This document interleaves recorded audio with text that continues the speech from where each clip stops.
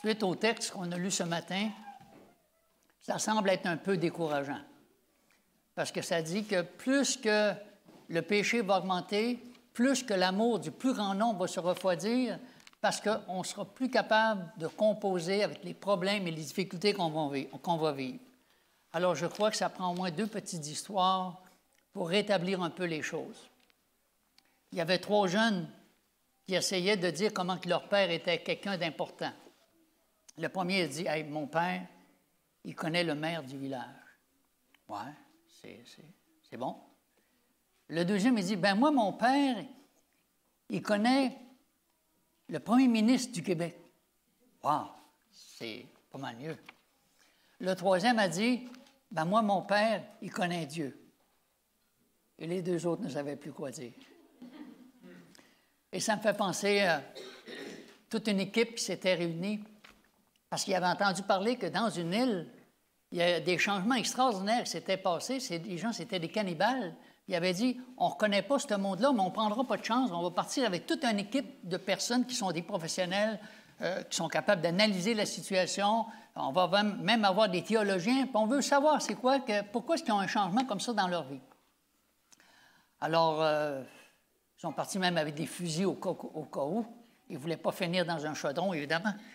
Alors, quand ils sont arrivés là, ils n'en revenaient pas de voir comment que les gens se comportaient. Ils étaient vraiment étonnés. Ils n'en revenaient pas, mais ils disaient, mais comment ça se fait qu'ils sont comme ça? Ils sont allés voir le chef du village. Ils ont dit, mais expliquez-nous, vous n'avez pas de prison, on n'a pas vu de bataille ici, les gens semblent s'aimer, on ne comprend pas, pourtant vous êtes réputés pour être une tribu de cannibales qui mangeaient leurs prochains. Ben, il dit, le chef du village, il dit, je ne sais pas, moi, il dit, la seule chose que je peux vous dire, il dit, c'est qu'un jour, on a trouvé des débris sur le bord de la grève, et puis il y avait des coffres, puis il y avait ce qu'on appelle des livres. Nous, des livres, on ne connaissait pas ça. Puis on ne savait pas c'était quoi qu'il y avait dedans non plus. Mais un jour, il y a des gens qui sont venus, puis ils disaient qu'ils étaient des missionnaires. Mais nous, des missionnaires, on ne connaissait pas ça non plus, des missionnaires. Puis ils nous ont montré à lire ce livre-là. Puis il dit, c'est le seul livre qu'on avait, puis c'est toujours le livre qu'on a lu. Mais il dit, c'est quoi ce livre-là? Il dit, montre-nous-le. Il montre, il dit, c'est la Bible. Il dit, monsieur le chef, on ne veut pas vous faire de la peine, mais la Bible, c'est pas vrai. C'est pas vrai. On l'a lu, nous, puis il n'y a pas eu de changement. Ben, il dit, écoutez, on a des gens qui sont allés à l'université, on a des théologiens, on a du monde qui sont vraiment intelligents ici. Et là, le chef de répondre, monsieur, si la Bible n'était pas vraie, ce matin, vous auriez fait partie de notre déjeuner. Si la Bible ne change pas et ne transforme pas, la Bible ne donne rien. La Bible a une puissance de transformation. Alors, le texte de ce matin, il nous dit que plus que le mal va progresser, plus que ça va être difficile de continuer à aimer.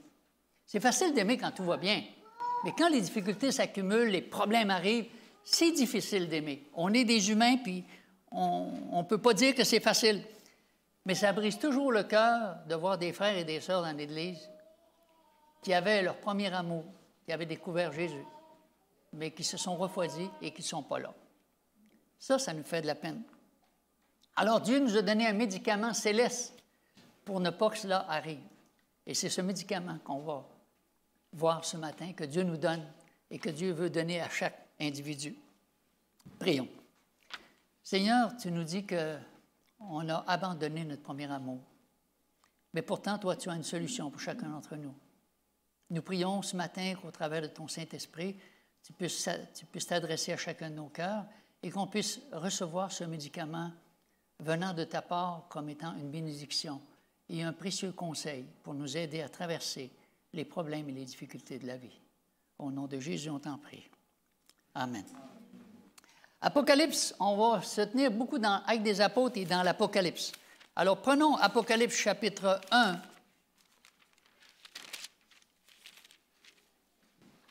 Apocalypse chapitre 1, le verset 9.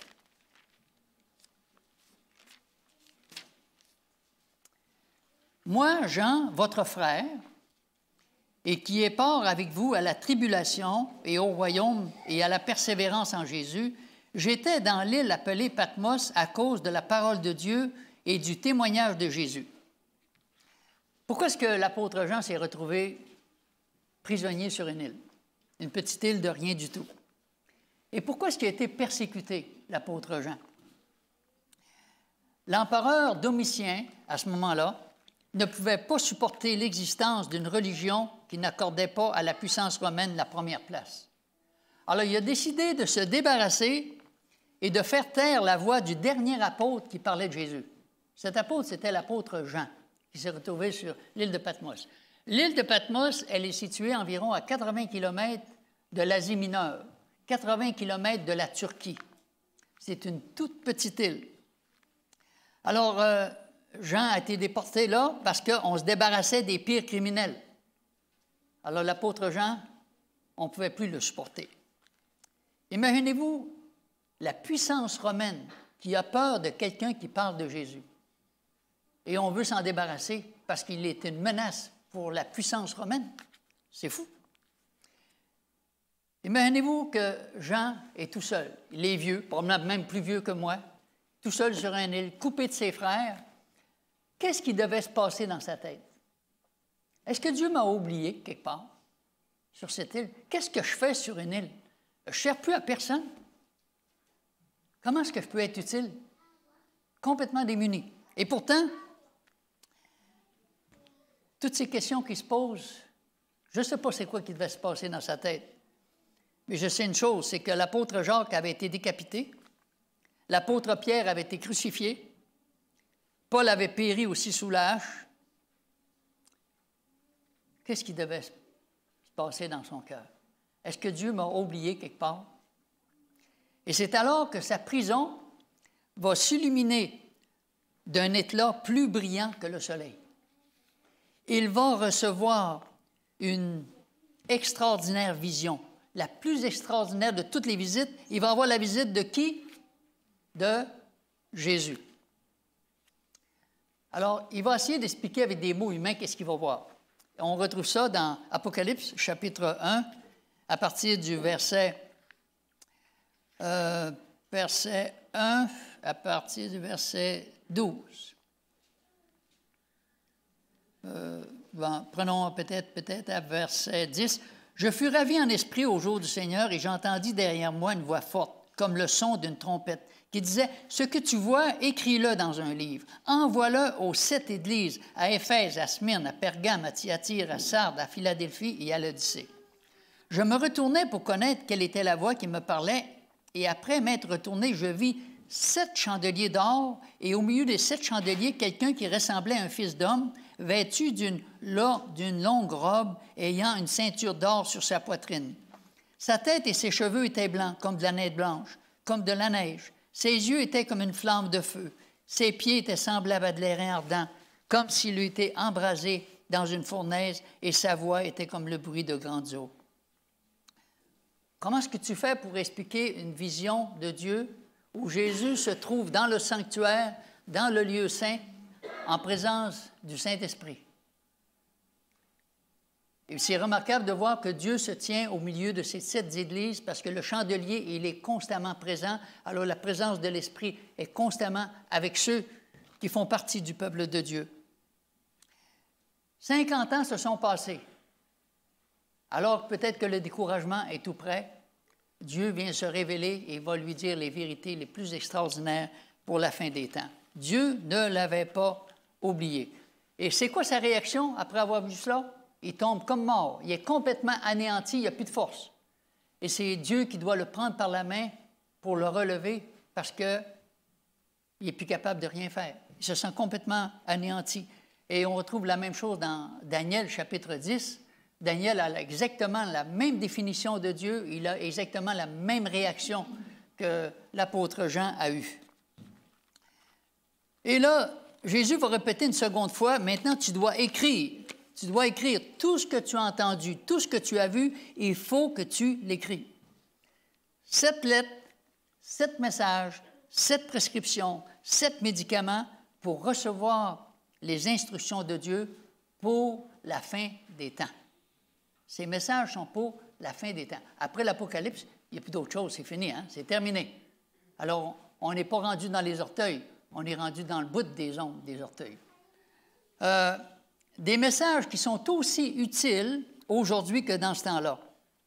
Ces 7 églises représentent l'ensemble de l'histoire du christianisme. Écris les choses que tu as vues, celles qui sont et celles qui doivent arriver après cela. Et la première lettre s'adresse à qui? À Éphèse. C'est l'apôtre Paul qui avait fondé l'Église d'Éphèse en l'an 51. Il avait été le pasteur pendant 2 ans là-bas. Il a répandu l'Évangile partout et son Évangile avait une puissance absolument extraordinaire. Lisons dans Actes 19, 11, 12, qu'est-ce qui se passait quand l'apôtre Paul faisait de l'évangélisation. Actes chapitre 19, à partir du verset 11.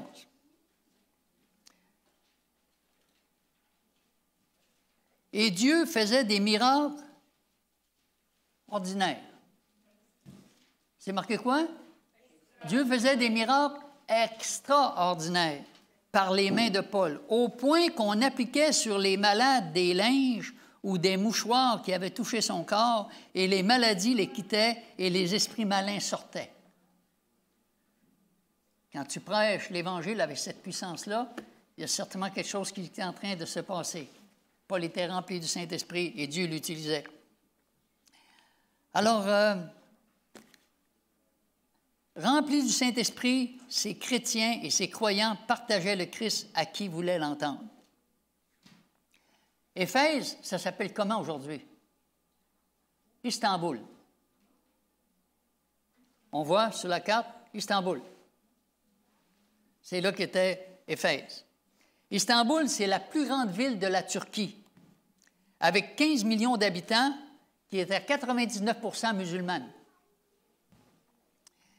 Éphèse avait une population à ce moment-là d'environ 250 000 personnes, alors qu'aujourd'hui, c'est 15 millions.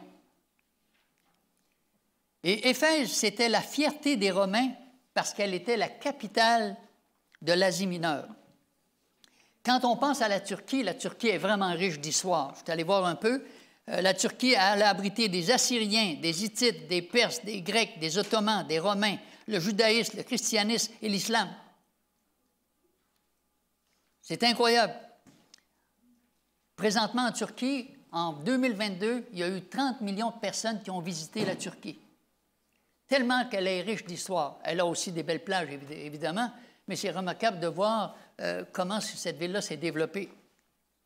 Il y a eu des luttes de pouvoir, bien sûr. Il y a eu des guerres, ça ne l'a jamais arrêté, parce que pour que tu puisses dominer, il faut que tu montres que tu es le plus fort. Ça a été le choc des empires. Qu'est-ce qui était spécial à Éphèse? Éphèse avait une immense bibliothèque qui avait plus de 12 000 rouleaux, contenant un réservoir immense de connaissances.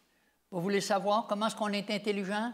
Vous voulez savoir comment est-ce qu'on est brillant? Venez voir nos rouleaux, on en a plus que 12 000.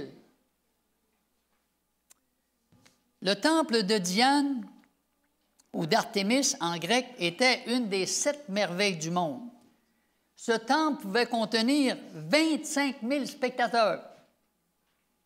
Le culte de la déesse Artémis était exporté partout dans le monde.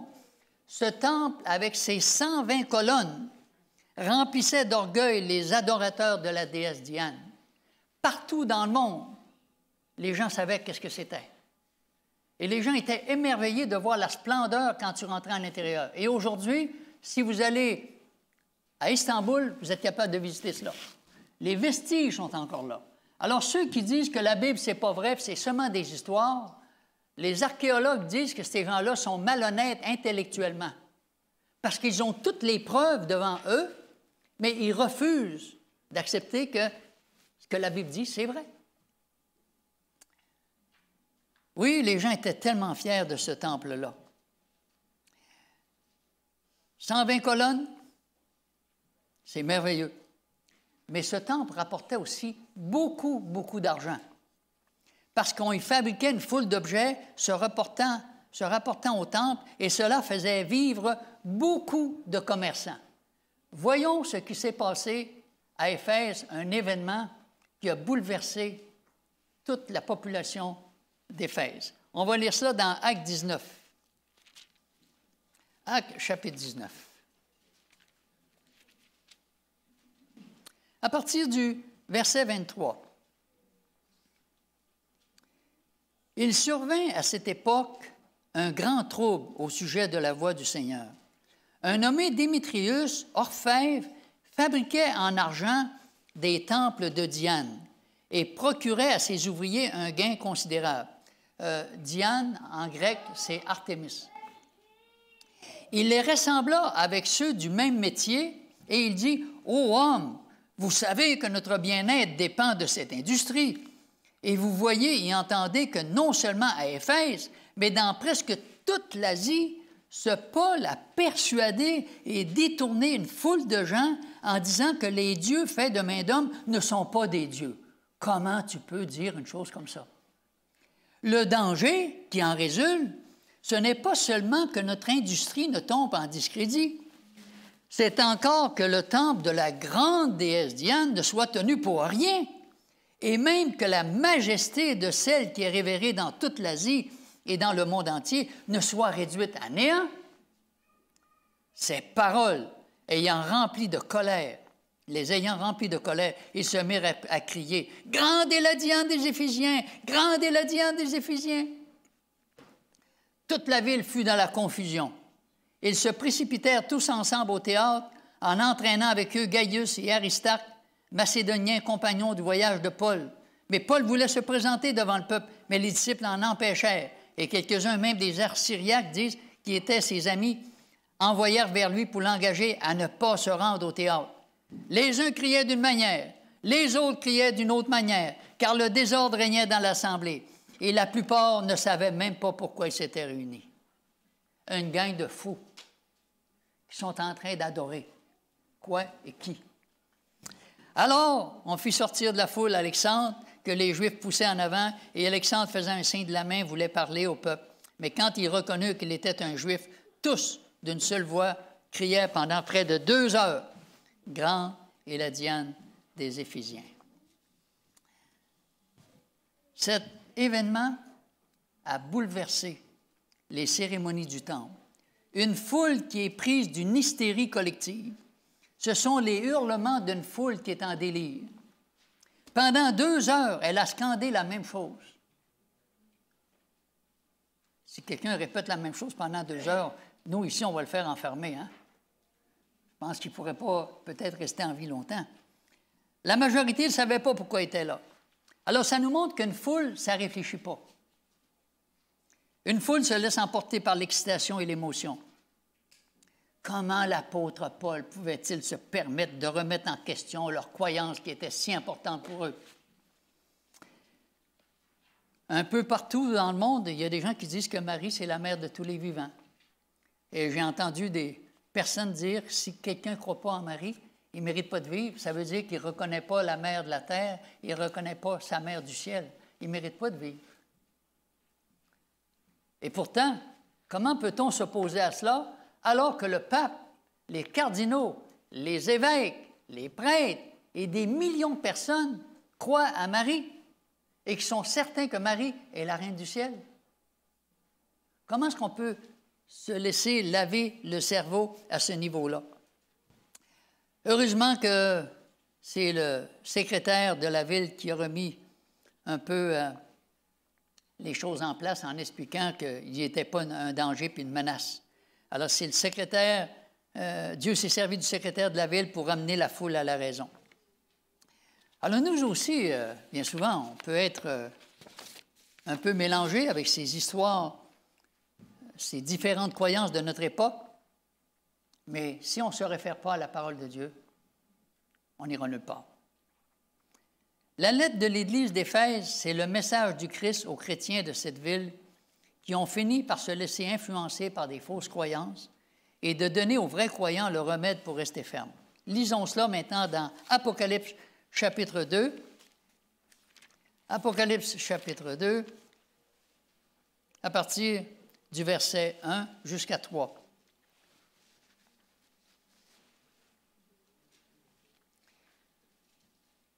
Écrit à l'ange de l'Église d'Éphèse, « Voici ce que dit celui qui tient les 7 étoiles dans sa main droite, celui qui marche au milieu des 7 chandeliers.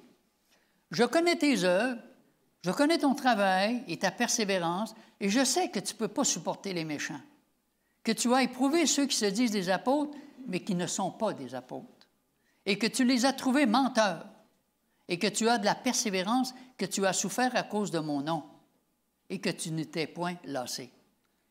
Alors, qu'est-ce qui faisait la force des croyants d'Éphèse? C'était leur zèle pour annoncer l'Évangile et aussi pour prêcher les vérités bibliques.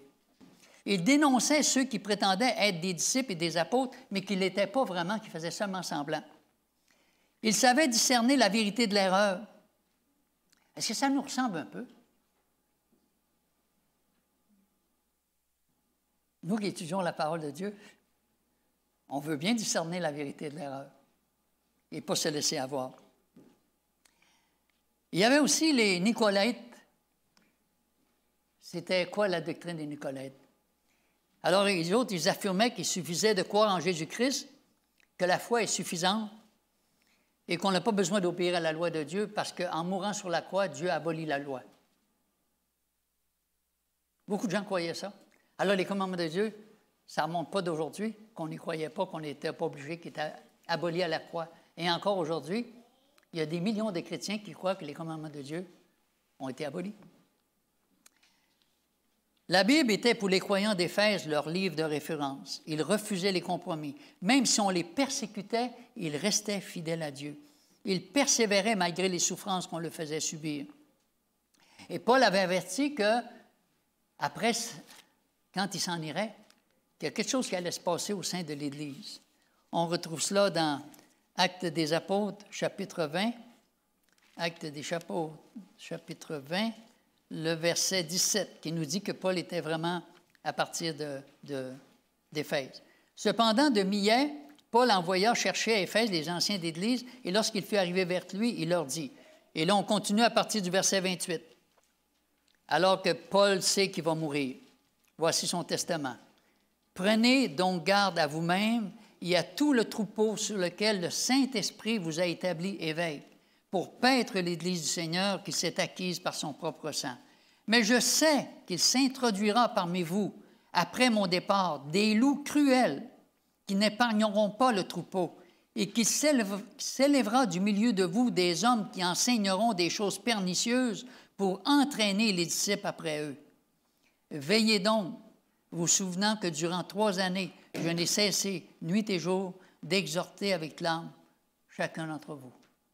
Le Saint-Esprit avait révélé à Paul qu'après son départ, que l'Église allait se disloquer et que la majorité allait quitter.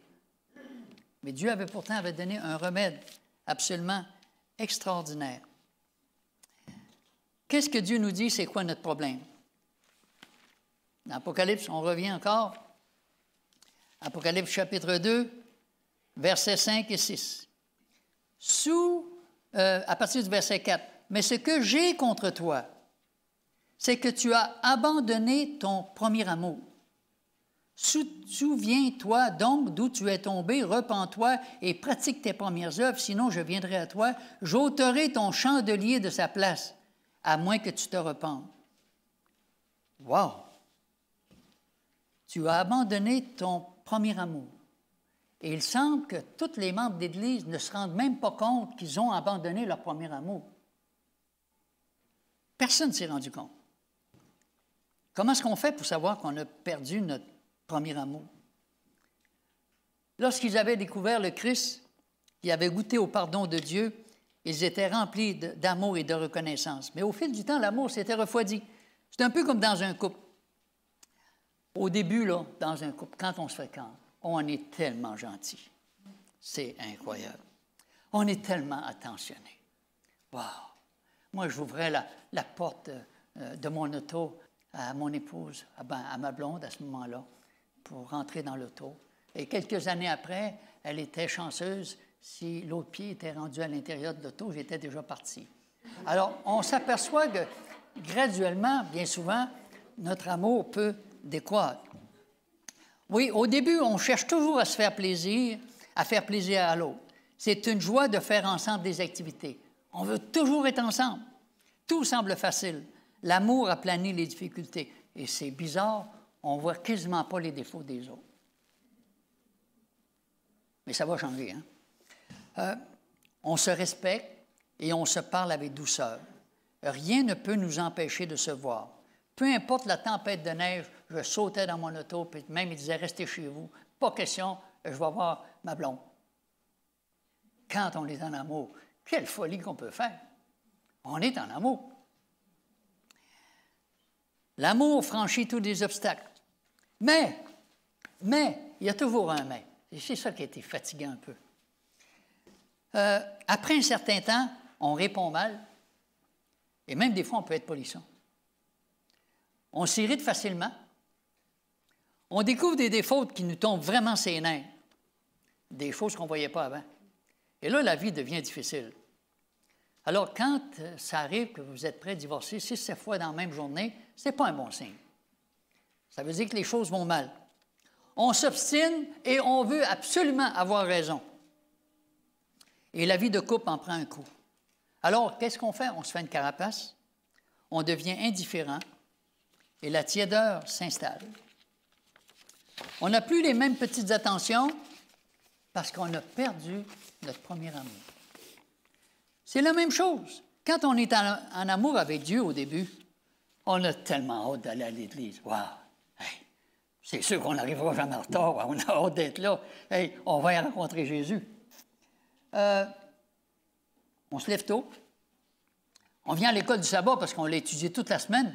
On a vraiment hâte de la partager. C'est sûr qu'on va être là. On chante avec tout notre cœur et on est joyeux. Après quelques années, « Quel ami fidèle et tendre. » On dirait que le cœur n'y est plus. On a perdu notre premier amour. On écoute attentivement la prédication en prenant des notes.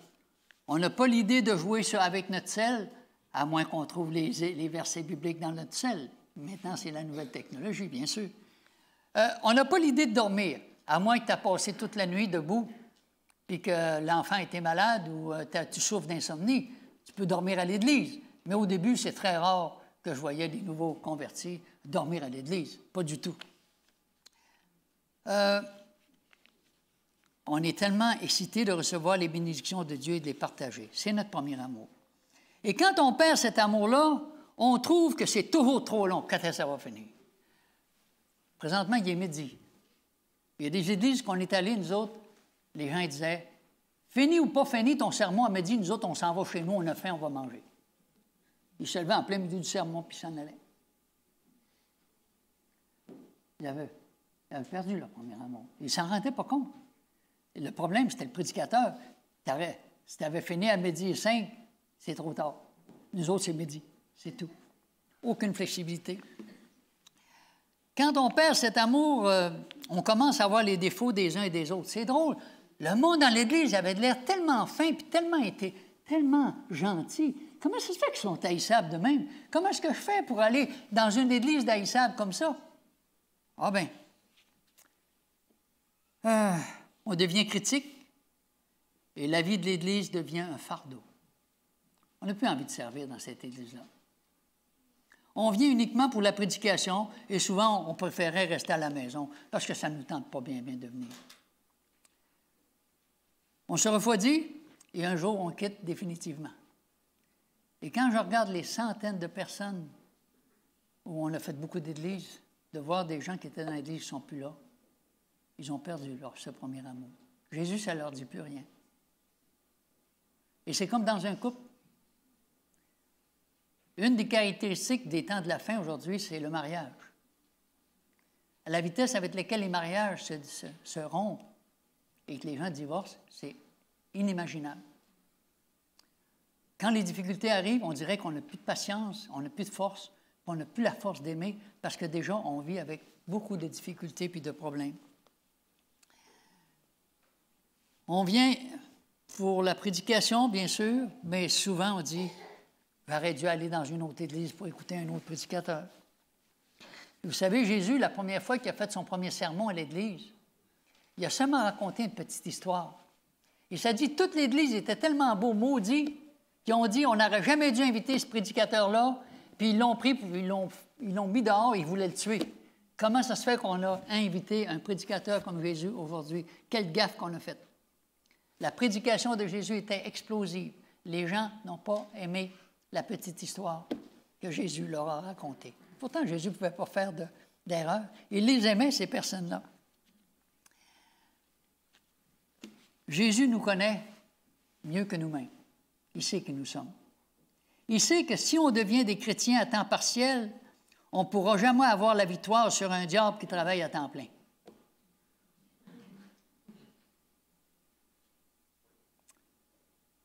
Il sait que si on devient des chrétiens à temps partiel, on ne pourra jamais avoir la victoire sur un diable qui travaille à temps plein. Et un jour, on pourra peut-être hurler comme les spectateurs réunis dans un temple païen. La lettre de l'Église d'Éphèse est un avertissement pour nous. On peut accumuler beaucoup de connaissances et être convaincu de nos croyances. Et quand je lis ça, je parle pour moi aussi. Ça, c'est pour chacun d'entre nous. Il n'y a personne qui est à l'abri de ça. Quand le Seigneur dit « Tu as perdu ton premier amour », il peut dire « Jean-Guy, tu as aussi perdu ton premier amour ». Ça s'adresse aussi à moi. Le prédicateur, il n'est pas en dehors de tout cela. On doit aussi, nous autres, reconnaître que ça se peut que dans nos multitudes d'activités pour l'Église, qu'on oublie d'avoir cette relation si importante avec le Seigneur. C'est beau de se préparer pour les autres, mais qu'est-ce qu'on fait pour nous-mêmes? Souvent, on néglige cela. Il y a des gens, il y a des pasteurs, après des années, qui ont dit « J'ai tellement mis d'efforts pour prendre soin de l'Église, j'ai oublié ma vie de couple. J'ai oublié que mon amour est en train d'en prendre un coup. Je cherche une Église parfaite, je n'ai pas trouvé. » Ben, les gens disent « Seigneur, parce que pasteur, vous n'êtes pas parfait non plus. » Alors, c'est pour chacun d'entre nous. À Éphèse, c'était la même chose. Éphèse, c'était une ville prospère. Il n'y avait pas de chômage à Éphèse. Tout le monde se pressait, chacun était occupé, les affaires étaient prospères, chacun cherchait à performer et à réussir. Il y avait beaucoup de stress, il y avait beaucoup de tension, il y avait beaucoup d'épuisement. Et c'est pour ça qu'on offrait beaucoup de services spécialisés pour se détendre, incluant les spas et les massages. Les gens étaient nerveux, étaient fatigués, bien sûr. Ça prend quelque chose. Des bains, il y avait des bains exotiques, encore plus beaux que ceux que nous avons aujourd'hui. Courir, toujours courir, travailler jusqu'à l'épuisement. À quelle place qu'on trouve le temps de cultiver notre vie de couple et surtout notre relation avec Dieu? A-t-on perdu ce premier amour qui nous rendait si heureux? On était tellement plein d'enthousiasme.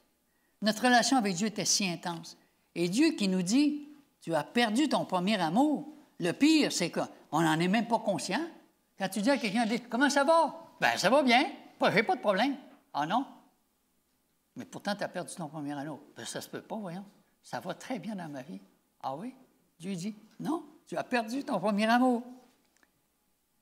Quand on a perdu la paix, quand on est devenu critique, et quand on a l'impression que c'était tellement mieux avant, c'est qu'on a perdu notre premier amour. À Montréal, on avait le choix d'aller dans beaucoup d'églises. À Saint-Georges, c'est vraiment difficile. Il y en a une qui est loin, ça prend 1h15. C'est quand même pas facile de se déplacer pour aller là. On va aller quand même à Saint-Georges, on n'a pas le choix, mais si on avait le choix, peut-être qu'on en choisirait un autre. La bonne nouvelle, c'est qu'il y a un espoir. Dieu a toujours une solution pour tous nos problèmes. Et il nous dit ceci. On peut se sentir vide, on peut se sentir épuisé, mais le réservoir d'eau de la vie est toujours plein. La source d'eau vive ne peut pas se tarir avec Jésus. On sait que notre vie spirituelle est souvent étouffée par les soucis de la vie, par la pression du travail, par les difficultés familiales, par les conflits à l'Église, etc. On sait que c'est plein. Moi, mon épouse, on n'a pas eu la vie facile. Moi, aimer, je ne savais pas c'était quoi, aimer. J'ai cherché l'amour, souvent, mais on dirait que je n'arrivais pas à saisir tel amour. Et j'ai réalisé que ce n'est pas parce que tu couches avec une fille que tu es en amour avec. Le bonheur, ce n'est pas ça. C'est pas ça qui t'apporte la paix, puis la joie, puis le bonheur non plus. Mais on se mettait à genoux, on priait ensemble, on se demandait pardon, et on se prenait dans nos bras, et c'était fini, on pouvait dormir en paix. Un couple qui prie, c'est un couple uni. Un couple qui ne prie pas, c'est un couple mal pris. Mais j'admire les femmes de l'Église. J'admire les femmes de l'Église qui sont avec des conjoints qui ne sont pas croyants. mais qui reconnaissent que parce qu'ils sont fidèles à Dieu, leur famille est bénie. Leurs maris et leurs enfants sont protégés par les anges. Et Dieu les bénit. Et ça, c'est extraordinaire de savoir que quand quelqu'un est fidèle avec Dieu, c'est toute la famille qui bénéficie de cette fidélité-là. Je remercie le bon Dieu qui nous rappelle cela aussi dans sa parole. Les épreuves et les difficultés accomplissent deux choses en nous.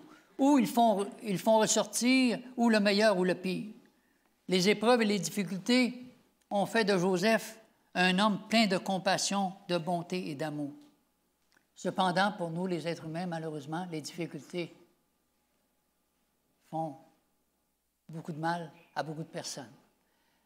La prospérité de l'Église amène beaucoup de monde, mais les difficultés en chassent la majorité.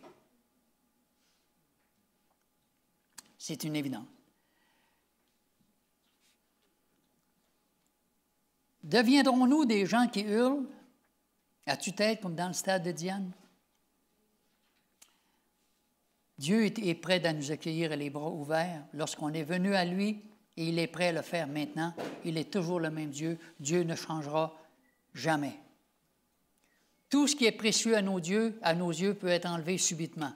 Et ce matin, je disais à l'école du sabbat qu'on a un médecin qui a pris sa retraite à Saint-Côme.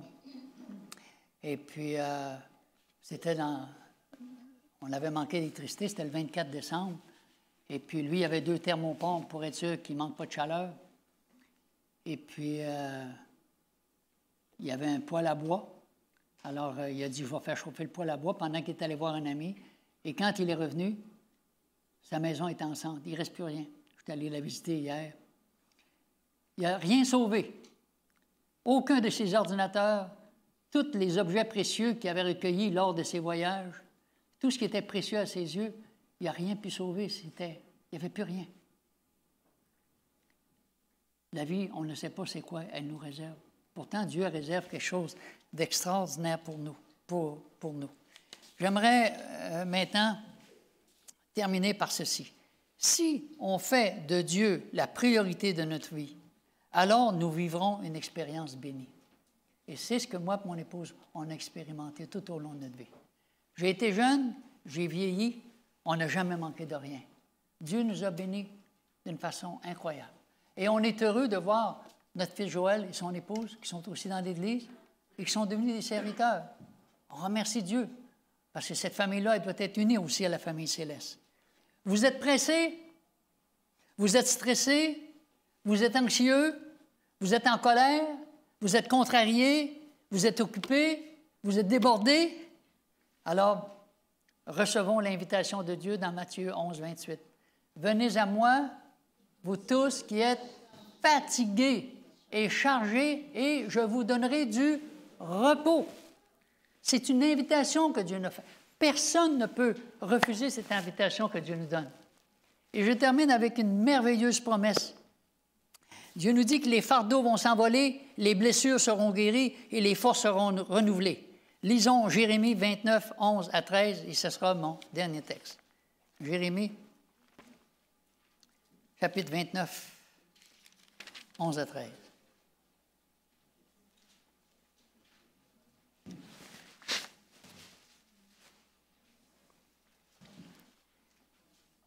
Jérémie, chapitre 29, versets 11 à 13. « Car je connais les projets que j'ai formés sur vous, dit l'Éternel, projets de paix et non de malheur, afin de vous donner un avenir et de l'espérance. Vous m'invoquerez et vous partirez, vous me prierez et je vous exaucerai. Vous me chercherez et vous me trouverez si vous me cherchez de tout votre cœur. » Voilà la promesse que Dieu fait pour chacun d'entre nous. Que Dieu bénisse sa parole. Notre bon et tendre Père céleste, merci Seigneur de ce que tu te soucies autant de notre état spirituel. Merci parce que tu as la puissance de nous aider à retrouver notre premier amour. Aide-nous Seigneur à nous repentir de notre froideur et de notre indifférence. Nous voulons tous retrouver ce premier amour, cette intimité qu'on doit développer, Seigneur, avec toi. Enlève les obstacles qui nous empêchent d'être des chrétiens à temps complet pour avoir la victoire sur un démon qui travaille à temps plein. Nous te remercions d'avance de ton intervention divine. Merci de tant nous aimer et de vouloir nous bénir. Que tu bénisses cette assemblée d'une façon spéciale. Au nom de Jésus, nous t'en prions. Amen.